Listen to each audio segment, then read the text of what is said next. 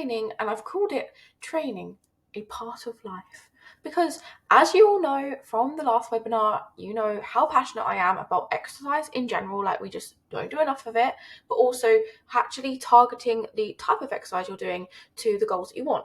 And for most people, you want a really banging body, you want to get into shape, you want to feel strong, and that's really only going to come from resistance training. So I thought that we'll do this webinar as a separate part, just because otherwise it'll be like hours long, on like how to be consistent with your workouts, what to do if you feel like you don't have enough time, so how we can actually overcome that barrier. Because trust me, if I probably hear that often or not, at least once a week by someone, whether they're a client of mine or whether they're wanting to sign up with me, there's always something along the lines of that I don't have enough time to do something.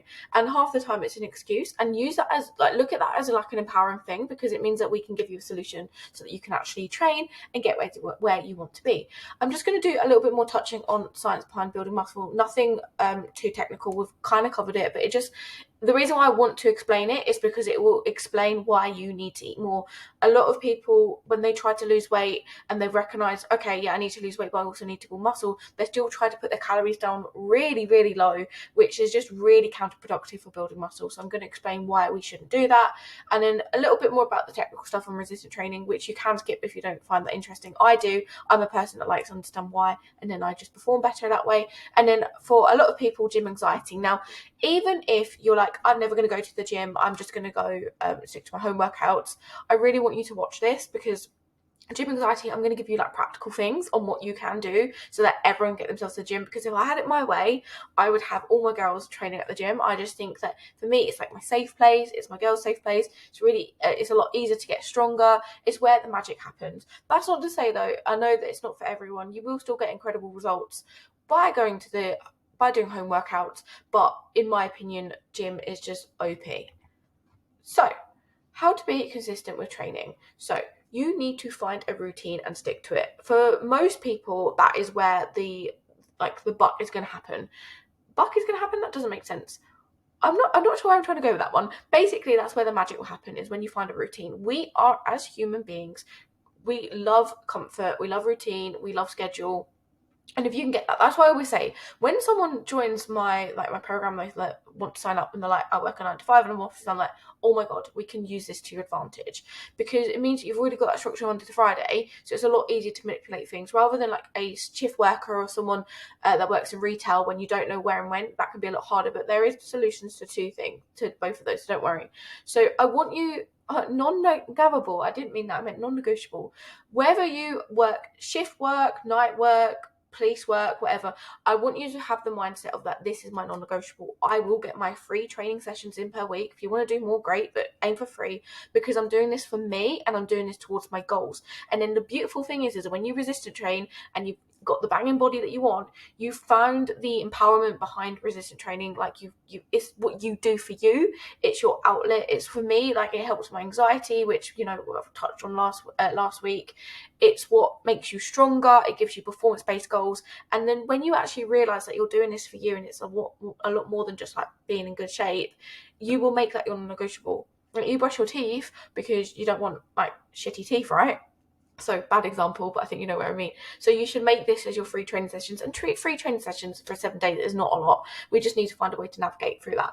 So with shift workers, what I recommend you do is you look at your dates week by week and you map them out. So this is my example. So I work 2 days a week at a vet at night, which just makes it really fun. So actually it does eat into that little bit of time as well. So I will always look down at what I look, and I'll also like do things like appointments as well, but that's probably a bit more advanced. Just stick to like just when you're working, and I will, okay, when am I going to train? Okay, and I will write it down and actually visualize it, because actually being able to visualize things makes it a lot easier. Because you might think, well, actually, Tuesday I've got my first of all, like eyelashes. I've got my eyelashes to be done, so don't really want to be trying to go home, finish work, then do that, then do this. By just having it laid out like this, I just use a Word document or use my iPad and literally just write it out, and it just finds it a lot easier to visualize. And you can even do like another one of these, so you can write any appointments you've got, so that you don't like double book yourself. That's my best advice for shift workers, is just do it week by week. And if you work like night shifts, you don't have even, so when I was working 4 on, oh my God, imagine that, 4 on, 4 night shifts on and 5 days off. And I was, for some reason, thought 4 days a week was really good. Well, it actually just didn't work out really well for me. So what I then did is I did it on a nine day block. So got like 1, 2, 3, 4, 5, 6, 7, and 9 days, because I did 4 on, 5 off.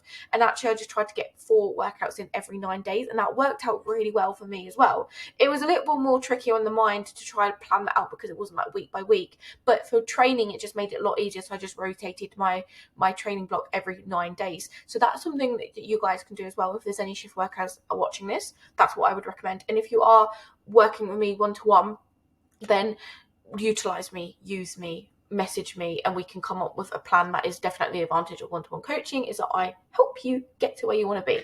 So if you are just a routine person, you work 9 to 5, then what I would recommend you do is find something that works. Now, for example, I've got a client who used to love working out Mondays, but actually we found out that working out Mondays was just not really great for her, because she always slept really bad on the Sunday. She would get up, she was a morning person, she wanted to train in the morning, and then she found out actually it was just making everything hard, and then she would end up skipping it. So we just said to her, you know what, you're not training on Mondays, so there's no point. You don't turn up to 50% of them. So now we train Tuesdays, Thursdays, and Fridays, and for her that works really well. So what you might find is that I think this is on the next slide. No, I have mentioned here, like, play around with morning, afternoon, evening, see what works best for you.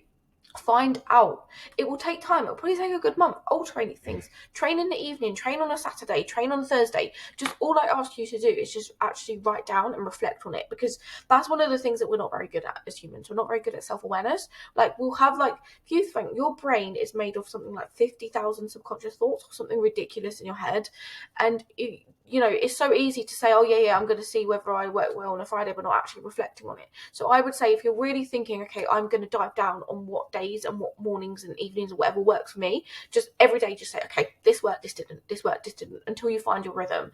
I'd like to note as well, actually, a lot of people, for some reason, are so anti-training on the weekend. Now, I get it to a certain, like, not even to a certain degree, I get it, especially with people that got family, because family is your family time. So if that's the case, yeah, obviously, ultimately do what you want, get all your training sessions done during the week. But you know what?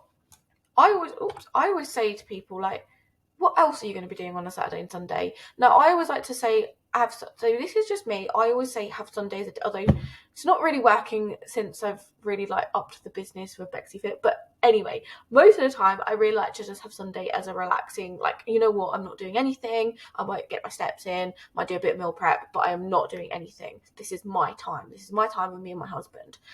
But Saturday I'll say, you know what, I'm gonna use it to actually do something. I'm gonna train. Maybe I'll do my meal prep there. So don't just underride the weekends just because it's the weekend. Actually, the weekend's gonna be the best for training, because you've got all the time in the world. You can wake up, you can have a lay-in, you can train in the morning. It tends to be a little bit quieter depending on what gym you go to as well.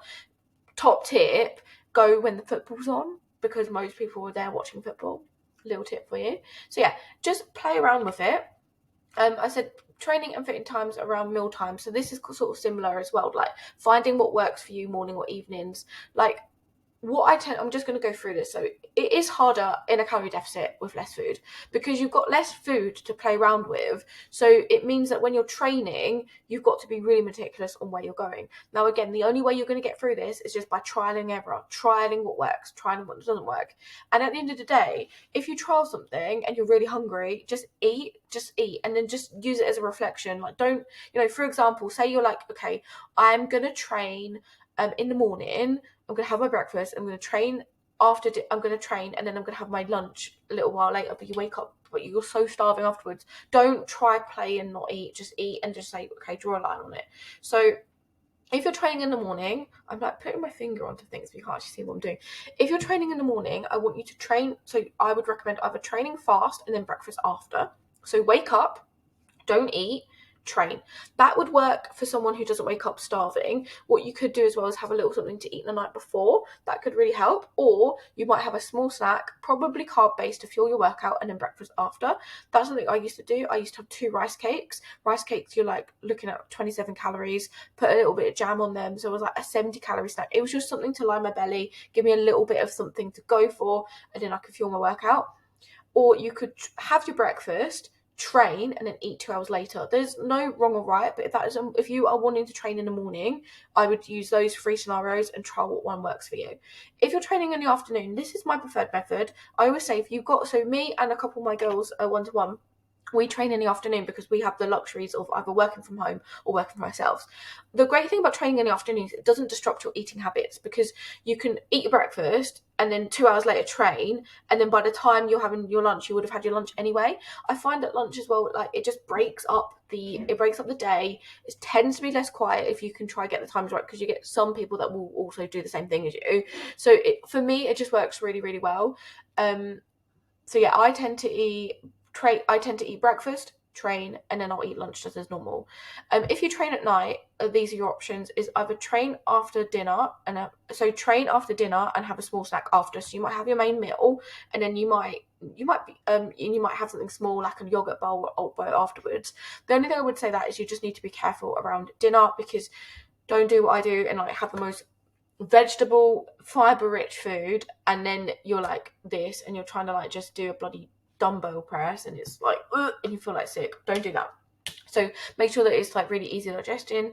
If you train before dinner, have a 4 p.m. snack. This would probably be my most optimal. I think this is really optimal for people that work 9 to 5, like office jobs. I would always say train afterwards. I know a lot of people like eat the frog first and train in the morning, but for me, getting up early just to train, like, I don't know about you, but when I wake up, not anymore, the last thing I want to do is train.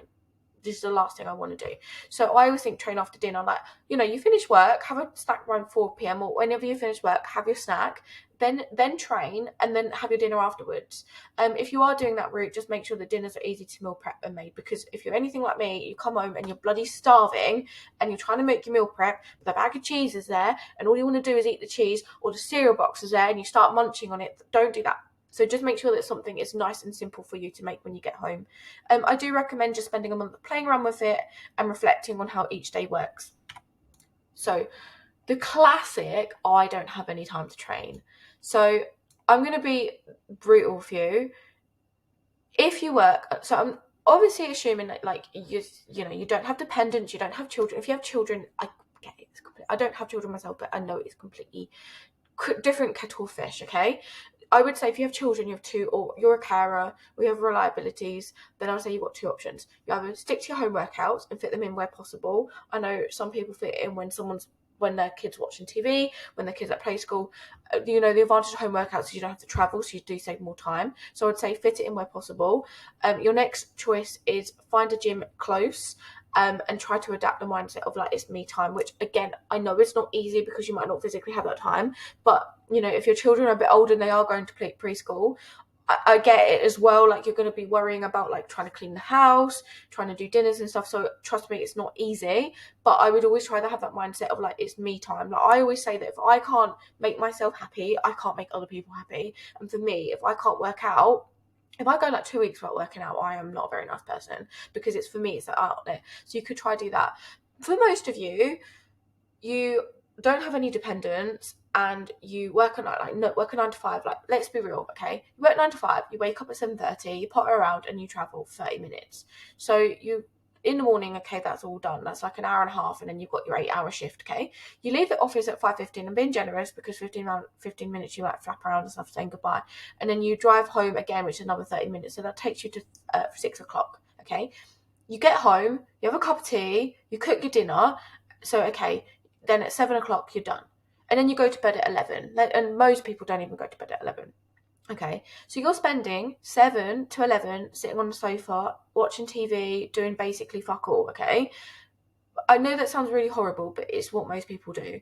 Like, that is 4 hours, 5 days a week, let alone the 48 hours you have on the weekend. Now, I know, okay, you need to do housework and you want to have a social life and you want to go out have your coffee, but you're not doing 48 48 hours of that on the weekend. Now, I want you to do this. I wish I included it on my screen time, because even I was like, oh my God, that's a really... I mean, to be fair, I edit on my phone. I edit. But basically, go onto your screen time, type in your settings and type in screen time. And like, honestly, it's ridiculous. I work out, do 4 hours. 4 hours a day I'm on my phone. Now, okay, I am like editing stuff for social media, but 4 hours a day, that's grim. That is grim. So don't have time, make time. You can't train. Can you not train on the weekend? Because if you can allocate time to the weekend, you have more time during the week, okay? But realistically, I just like to look at it like, what else you're going to be doing? Like, you've got most people have about 4 hours at work, like just for the whole time for themselves. What else are you going to be doing? I know that this is like tough love.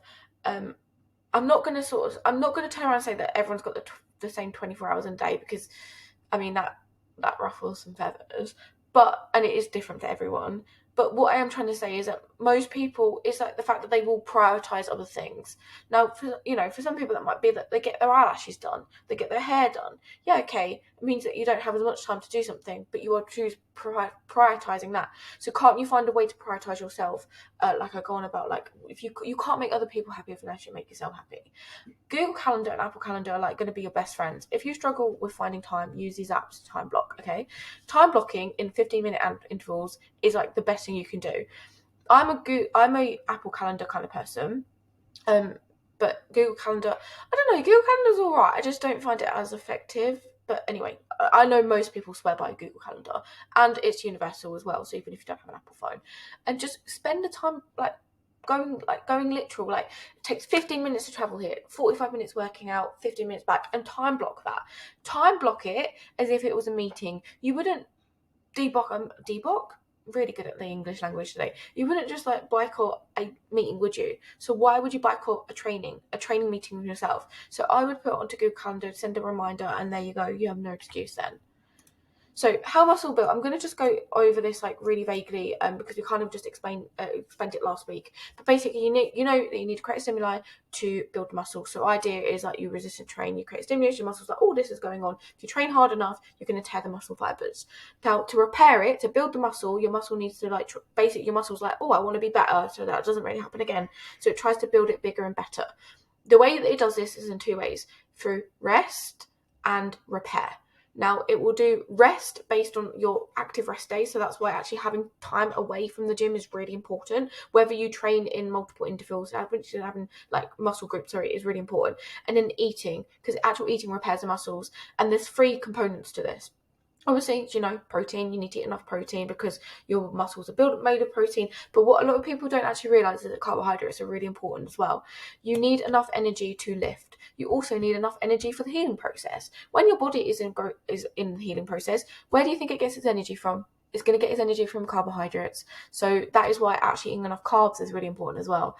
And actually just eating enough in general. Like, your body needs fuel. Okay, if you don't have enough fuel, your body is not going to have enough energy to train, so you can't train hard, so you can't actually progressive overload, but also your body needs the energy to actually repair.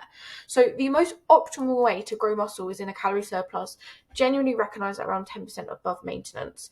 If you're a newbie, you can most certainly get your muscle gains by either being in a maintenance phase or a calorie deficit. But the thing is a calorie deficit needs to be mild to moderate. And you need to make sure that you are eating enough protein. What most people do is they recognize the fact that, yes, okay, I need to eat protein, I need to be in a calorie deficit, but and I need to build muscle, but they still try to eat really low calories. They try to eat below their BMR. Like, in my opinion, if you're eating anything below 1,400 calories on a regular basis, you really need to analyze whether you are actually in an optimal position to build muscle. And if your goal is to have a good body composition, you need to think, okay, what do I need to do in order to eat more? Like, the goal is to be able to eat more, right? Surely that's what people want. Like, I'm going into a right rant, but when people are like, oh yeah, I eat 1,200 calories, I'm like, that's not good. That's not a good thing. That's not a good thing. Anyway, enough of that. This is why extreme deficits are not supportive for muscle hypertrophy, because you need to fuel your workouts. You need to fuel your body. Like, you need energy just to be a person and to be a nice person as well. And you need to fuel your growth. Like, your body, when it's growing these muscles, needs the energy to do so. So if you're looking at this like, oh, actually, I don't think I eat enough, reach out to me. That's what I'm here for, and we can come up with a solution. So the fun stuff, I'm just going to vaguely go over this. Some people were like, this is not interesting. For strength training, you might have heard that you need to do 4 to 6 reps, and the rest needs to be 2 to 3. Endurance will be anything from like 15 to 30, because the idea is that you're going for it and you're like fatiguing your muscle in that way. This is really interesting. Like rowing machines and Stairmaster, like they are a form of resistance, and they are really good for endurance. But a lot of people, I don't know if anyone's seen those TikToks where they're like, do this on the Stairmaster every day for 30 days and build your glutes. And it's like, no, doesn't work like that. Like, yes, okay, the thing is, this is majority cardio. So in terms of being able to make your legs work for a very long time, great. But for actually building the muscle, not so great. Circuits is great as well. Like circuits will have an element of this and this. That's why I program most of my home workouts based on circuits, and the rest period will be between 20 to 40 seconds, or even like none. You'll just go straight into the other set. Hypertrophy, which is the one that most people want, is between, in literature, it's accepted between 6 and 30. However, if you're doing 30 sets, this is the thing, if you're doing 30 sets, bear in mind, when you build muscle, it is like the last couple of sets that are really, really important. And I can guarantee you, by the time you've done 30, you're not going to be putting the effort into the last couple of sets. The golden is recognised as 8 to 12 or 8 to 15. That's why when I program people, I will do like a mixture of both. But I also think that, I believe that most programs are like best for like all of these in, because it's going to make you more consistent. It's going to make you want to show up. If you're just doing the same thing 3 days a week for the rest of your life, it's going to get quite boring really quickly. So I think doing a mixture of everything is going to be the best. The rest time between muscle hypertrophy for like what you guys are doing, obviously if you're doing circuits, it'll be a little bit different. You're going to need, they say that it's recognized between 30 and 60. That's like old school literature. It's now more recognized that you rest until your body can actually do that move again. So for compound lifts, so that's things like your squats and your like chest movements, you're going to want to do at least a minute, but if anything from 2 to 3 minutes. Your isolated movements are like your things like your bicep curls and your lateral raises. You can get away with resting a little bit less, but the way that I like to look at it is, if your muscle is still tingling and you're feeling out of breath, give yourself more time to rest. There's nothing wrong with resting more. That's not going to do any harm. So home or gym workout for muscle growth. I always say, like, if you're new to the gym, home workouts, you will build muscle. If you're following an endurance-based workout program, it's just easier to plateau, and we know that you need to create a new stimulus for a muscle to grow. So if you're doing the same workout 3 days a week, it's going to be really easy, and it's not going to be as challenging. The idea is that you need to always challenge yourself. The way to overcome a plateau from home, though, is buying new resistant bands. So if you were doing one that was light, go for medium, go for heavy. Try new weights, maybe like going, you know what, I'm going to do dumbbells instead. Increasing the tempo, so that's like the time that you do something, so it just takes a bit longer, so it's put more strain on the muscle, and giving yourself less rest time. Say it's like a 30-minute rest, 30-second rest, you would then do 20 minutes. In my opinion, like, gym is just 100% easier for muscle hypertrophy. You get results quicker. There's no way of doing that. Doubting that, but like, again, I don't want to like put people off doing home workouts.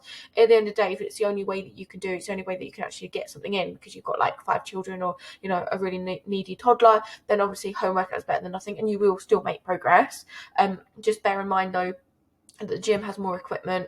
It means that it's pretty much unlimited weights. Like, I think like dumbbells go up to like 60 kilos, probably more. 60 kilos in my gym, but probably more, to be honest. So it's just like endless way of progressive overloading. And in my opinion, it's less likely to get bored, because you just, you know, there's so many different things going around you. There's different ways to program stuff. So I'm a massive advocate for the gym. So this is why I want everyone to listen to this. This is gym anxiety and how to overcome it. So if I could have my way, I would get all my clients to attend the gym. It's just the best place to thrive. But I understand that it's not for everyone, but if you are sitting at the fence and you're like, I really, really would love to be that person that goes to the gym, I just don't know how, I want you to watch the next 5 minutes of this, and hopefully I can persuade you and give you practical tips on how to like relieve the anxiety. And I just want to say, by the way, that it is a thing. Gym anxiety is a thing. When I first started going to the gym properly, like, I'm not pissing around, but like properly going to the gym, I mean, I wouldn't touch weights, but when I actually was like, okay, I'm going to actually start touching weights, I went to the gym crying. I was at the gym crying and terrified, and I didn't have the best coach. I'm not going to say who it was. I didn't have the best coach at the time. I think, to be honest, it might have been technically my fault, although I did say I was a beginner, but I think she took it very literal. And I remember my first move was a hip thrust, and I was terrified of it, because one, I didn't know how to do it, and two, I watched videos and was like, I'm supposed to do that in front of like everyone here, and it was really, really scary. So I do understand, and I promise you, the beautiful thing is that it gets easier, because the more you do something, the more you tell your brain that nothing bad's going to happen, and it gets easier, and you end up falling in love with it. So the gym itself, the thing that I want you to consider is like what sort of gym you're going to go to. So the leisure centres are going to be technically more welcoming because they're more family orientated. You know, there's less like, okay, you know, you go to a gym for a certain reason, you know, it's not CrossFit, it's not, you know, bodybuilding. So it's going to have that more welcoming effect to it. Community gyms might be less busy, so it is something worth considering. So, for example, our village gym, even though it's like the only gym, it's pretty quiet still. And also, like, if you're looking, so when I was like really into, like, I was completely new to resistance training, and I really like fell in love with it, and I was like, oh my god, like, it's gonna be my life now, and I was like, I'm gonna go to all the gyms, and I like literally trialed all the gyms that I could physically go to within like a 20-mile radius, and you know what, they'll give you a tour. They will give you a tour because they're trying to sell you the gym. And don't be afraid to ask for a free trial. Just say, look, I want to try your gym equipment. Can I just have a free trial? And most of them will say yes. Most of them will say yes. So don't be afraid to go around all the gyms and ask. Travel, you know, what I don't want you to do is find a gym. Like, I remember when I was traveling, when I for some reason, like, David Lloyd is like the best gym ever, but it's so far away from me. It's like 20 miles. And I joined the gym, and I ended up getting more anxiety because I had to like think about my travel, I had to think about rush hour, I had to think about petrol costs. So it ended up just causing me more anxiety than just going to, yes, okay, a less equipped and nicer gym, but it was only 10 minutes on the road. So definitely take that into consideration. If you're traveling like 20 minutes plus to a gym, is it that worth it? Maybe it is worth going to the gym 10 minutes down the road. That might have less time, but it's only down the road. So opening times as well, like, work around you. For example, my gym that I currently go to shuts at 4 p.m. on a Saturday, which works well and okay for me, but the village gym shuts at 1, so it's not very practical for me. So it's always worth thinking about those sort of things. The plan itself, so if you are my one-to-one client or you're on part of the Consistency Club program, then you will have a program to follow. But one of the biggest mistakes I see people make is that they're like, I want to lift weights, and they just go in like with no idea what to do. And of course you're going to get anxiety because your brain is like seeing everyone doing different things, and you just don't know what to do, and you're just sort of half-heartedly doing something. The worst thing to do to build muscle, but also the worst thing to do if you do have gym anxiety. So even if you are watching this for whatever reason and you don't have a plan, just type in 3-day gym program and something will come up, okay? And just even just making something up yourself, like just doing something to get used to it. What to do? I want you to spend a week getting used to the equipment and where they are. You know, if you're one-to-one client or new to this program, even if you're new to this program and you're watching this and you're like, I haven't really done anything, then just look at it as a fresh start. You still have 4 weeks left, and just get used to the equipment and where they are, okay? Also, this is a huge one. Level 2 instructors, and also the level 3 that are just on duty, use them to your advantage. They want to help you. So level 2 ones are great because most of them are training towards a level 3, and they have to get a little bit of like hands-on experience. So actually they'll call it up. They'll be like, yes, please, I really want to help. Okay. But remember, that's what they're there for. So don't be afraid to say to them, can you show me how to do this? Can I do this? Even if like you're 3 months into a program, even I to this day like don't know how to use equipment. Like, some equipment I'm like, what the hell is that? And I'll ask them to help me, and they're more than happy to help me. You know, I'll also get them to help me with my form if I'm like, oh, you know what, I don't think my form's like this good. Do you mind just helping me? That's what they're there for. They're there to help you, okay? So don't be afraid to utilize them. Outfit, wear what you want. There's this whole thing of like, oh, wear this, wear that. You know what? Most of the time, I rock up looking like a hobo. I literally wear joggers and a t-shirt. Most of the time, I just don't really want to show off my body. I'm just like, you know what? I'm just going to get in, get out. And I also like tactically do it. Like, I wear joggers and that to bed. So I'm like, I'm just going to wear my pajamas because then I don't have to do washing twice. So don't overthink your outfit. Just wear what you are comfortable in. And the mindset thing, like, have a good playlist. That is a huge thing. Like, just have a playlist that you can just put on and get stuck in with it. And also have the mindset, which I know is easier than done. Most people do not care that you're there. They don't care. They're more busy about worrying about themselves. So as soon as you can get in your head that 99% of people don't really care what you're doing, it's really empowering because you can just go in and do whatever you want. and this is just like a thing from my observations, I think that actually going to like a bodybuilder's gym is actually better, because men's egos, they, all right, I'm not gonna lie to you, they will like look at you and be like, oh, female, okay, she's there, but they've got such egos. They normally train together, they come in pairs for some reason, and they are more interested about overlifting each other or showing off their new moves or whatever they're doing, that they do not give a fuck about you. So if you are thinking about what gym, try out a bodybuilder gym, because not only will you get really good equipment, but also no one will care that you're there. And if you're really scared, I want you to go in with the mindset of just doing something than nothing. So I had a client a couple of years ago who was so scared of the gym, but she really, really, really wanted to go. So we did two things for her on here. Like, the first thing, we had a backup program. So if the gym was really busy and she was going into the weight room like, oh, I don't know what to do, we would literally, she'd have a backup one of a pair of dumbbells and a little bench, and she would go into one of the classes rooms and she would just get on with a workout there, so she's still doing something. Then as we were like getting used to the program more, I would just say, look, just go in and just do something, just go in, do a weighted chest press, come out. Even if you go home, the more you just build yourself up, okay, it does get easier. If you really are struggling and you're like, free weights are really scary because I've got to go near the boys, then stick to machines. Stick to machines if you feel comfortable. This whole like free weights are better than machines. They're all the same thing. If anything, machines can be more optimal because it means you can train to failure, because you're not going to crush yourself. So actually, there's an advantage to all of them. Use the gym and try one piece of equipment and work yourself up. That, similar to what the point I was saying about this, like, if you just go to the gym, do one workout and leave, or like one piece of equipment and leave, but then the next day you do two, and then you do three. That will be really, really an effective way to like prove to yourself that you can do this. And the more you eat, the more you do, the easier it gets. Like, trust me. So homework for this week. I did ask you to do this last week, but I am probably going to go on the fact that none of you did it. However, if you did do it, then let me know how you got on your accountability post. I would love to hear about it. But if not, we're going to do it again this week. And then I've just added on a little thing of reflecting your workout timings. So if you're that person that's already got your workout timings to a T and you're like really consistent, ignore that. But what I want you then to do is focus on these ones. If you're like, oh, I really want to get myself to the gym or do my home workouts, I want you to write down when you worked out, how you felt before, how you feel after, your hunger, whether it worked in your schedule, until you find something, and just keep repeating that every week until you find something that works for you. And then next week we'll dive into a little bit more about this. Anyway, I'm aware that I've been speaking for 32 minutes. My throat is really, really dry, so I'm about to go make myself some dinner, and I will catch up with you all soon.